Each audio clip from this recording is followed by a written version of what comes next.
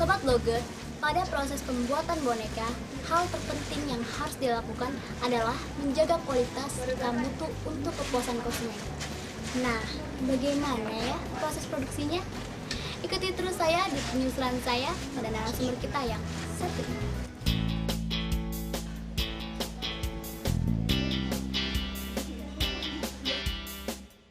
Nah, Sobat Blogger, kini saya akan menggali informasi tentang bagaimana cara membuat boneka. Dan kebetulan yang akan kita buat adalah karakter boneka emo yang sedang tren. Sebelum membuat boneka, hal pertama yang harus dilakukan adalah memilih bahan yang sesuai dengan karakter yang akan dibuat. Misalnya, untuk membuat boneka emo ini, bahan yang dibutuhkan yaitu kain yang lembut dengan warna sesuai karakter yang kita inginkan. Biasanya, bahan boneka yang digunakan sejenis bahan felt boa yang halus. Bahan lain yang digunakan yaitu benang jahit yang terbuat dari bahan nilon ataupun katun, serta kapas sintetis yang halus lembut. Sementara alat-alat yang dibutuhkan adalah mesin jahit, mesin bordir, serta alat untuk membuat cetakan pemotong kain.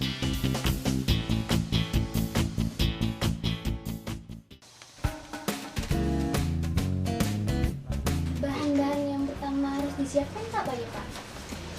Pertama itu pola dulu.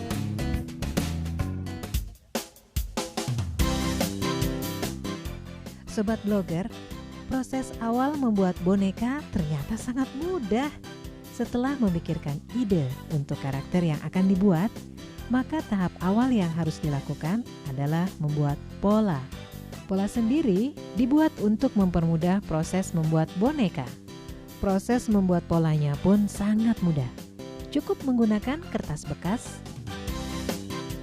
kemudian dilipat, lalu dibuat lingkaran.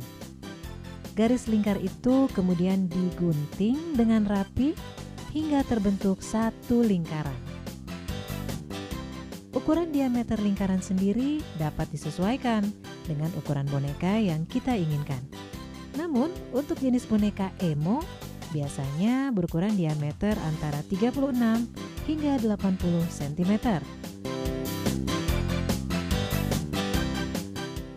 Setelah pola lingkaran terbentuk, kemudian buat garis list yang berfungsi sebagai penyambung bentuk lingkaran dengan ukuran panjang disesuaikan dengan lebar lingkaran.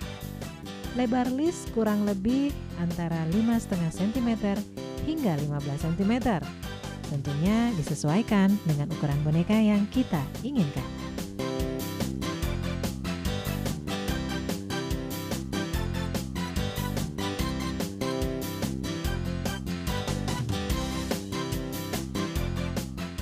Sobat Blogger, pola yang telah dibuat kemudian dijadikan bentuk lingkaran pada alat pemotong kain. Alat pemotong kain sendiri bisa menggunakan asbes yang biayanya lebih murah. Karena kalau menggunakan mesin pemotong permanen, membutuhkan biaya yang sangat mahal. Nah, alat inilah yang digunakan sebagai pemotong kain bahan boneka. Nah, ini tadi kan seperti tadi udah dibuat, maka jadilah seperti ini Mbak nih. Nah, cetakannya seperti itu. Yang dari tadi ini kan sudah jadi asbes seperti ini yang tadi dari sana. Ini apa ya? Terus kan cetakan udah jadi. Nah, ini udah mengandung listrik nih. Jadi Mas ini tinggal nyalain, dia pakai potong-potong sudah hasil seperti Mbak tadi ya, seperti ini. Langsung buat ya, Pak ya? Iya. Pemotongan menggunakan alat ini selain berbiaya murah, juga dapat memotong kain dalam waktu singkat dengan jumlah banyak. Proses pemotongan kain sendiri ternyata membutuhkan ketelitian loh, sahabat blogger. Iya, sip. Ini boros sekali ininya. Jangan sampai banyak kain yang terbuang percuma. Usahakan jarak antara kain tidak terlalu jauh. Sobat blogger, tahap selanjutnya setelah kain terbentuk menjadi lingkaran, maka dilakukan penyortiran untuk memastikan kain tetap dalam kondisi baik. Sobat blogger perhatikan ya, untuk lingkaran kain ini terlihat rapi bukan? Setelah kain bahan terbentuk, maka tahap selanjutnya adalah memberikan hiasan seperti mata dan mulut dengan cara dibordir. Dan jika kita tidak memiliki alat untuk membordir, sebaiknya lakukan kemitraan dengan tempat yang khusus memberikan jasa membordir yang saat ini semakin berkembang banyak. Nah, sahabat blogger, coba deh perhatikan kain bahan boneka yang sudah dibordir ini. Bentuknya lucu ya? Dan kini saatnya menjahit bahan boneka dengan list bahan yang telah sesuai dengan ukuran pola.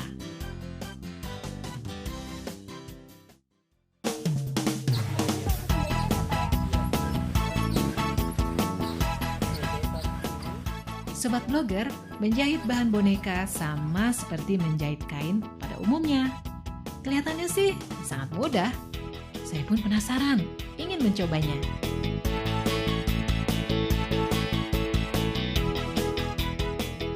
Cara menjahit sendiri.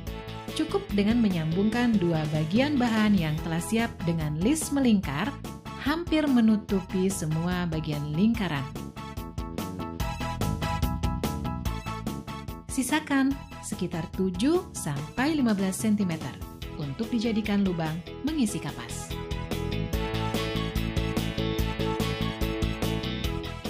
Pada proses menjahit, sebaiknya gunakan benang yang terbuat dari bahan katun jahit atau nilon, serta menggunakan jarum yang ukurannya 12-14 dB agar jahitan terlihat halus dan kuat. Lebar garis jahitan sebaiknya berukuran sekitar 3 mm agar bahan tidak banyak terbuang dan posisi jahitan juga kuat.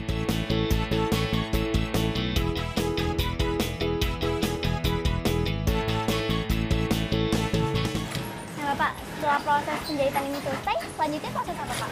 Setelah ini selesai, ini kan tadi ini kita balik seperti ini. Terus nanti ke stuffing, yaitu ngisi kapas. Ngisi kapas, terus nanti di finishing ngisi jahitan luar. Jahitan luar ini mau ngisi kapas ya Pak ya?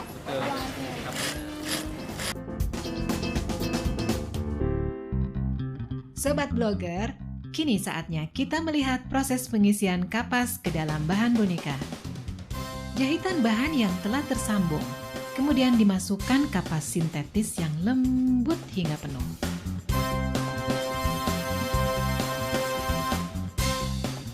Dan untuk mengukur kepadatannya, sebaiknya lakukan penimbangan berat menggunakan alat timbang elektrik yang mudah untuk mengukurnya. Untuk jenis boneka emo berdiameter 36 cm, berat total bonekanya sekitar 290 gram. Menimbang boneka juga berfungsi untuk menjaga agar boneka tidak terlalu berat jika dibawa.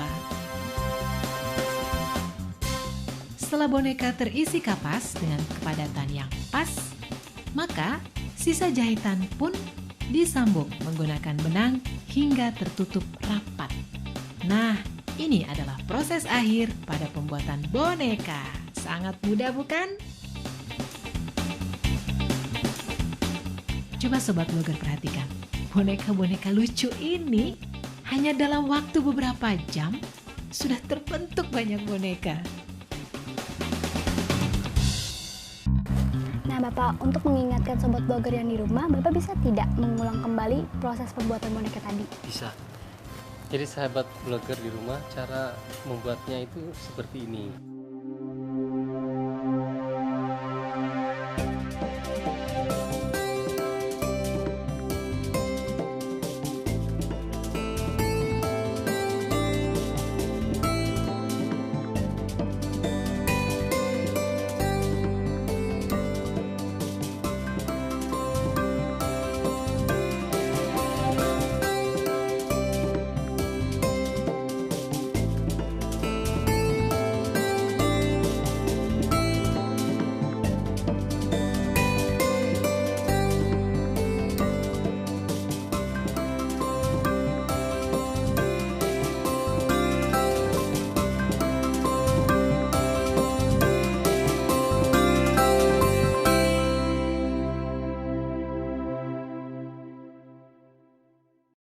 Bapak bisa kasih tips nggak pada sahabat sobat blogger bagaimana? Ya. prosesnya? Ya, jadi di bisnis boneka itu benar-benar tidak ada sampah. Bahkan setelah kita sortir ini juga bisa menghasilkan uang. Sampah yang paling tidak bisa kepakai lagi, Iya, ini pun bisa dijual lagi bisa dijual lagi. dijual lagi per karung itu bisa 20.000 itu ke pengrajin sofa. Ya, dalemannya buat sofa ini bisa. Oh, bisa dalamannya ya Pak ya? Betul. Jadi benar-benar sampah di boneka itu semua menghasilkan uang. Sobat blogger, ternyata sisa-sisa kain bekas pemotongan tadi bisa dimanfaatkan juga loh. Contohnya seperti boneka ini. Lucu kan?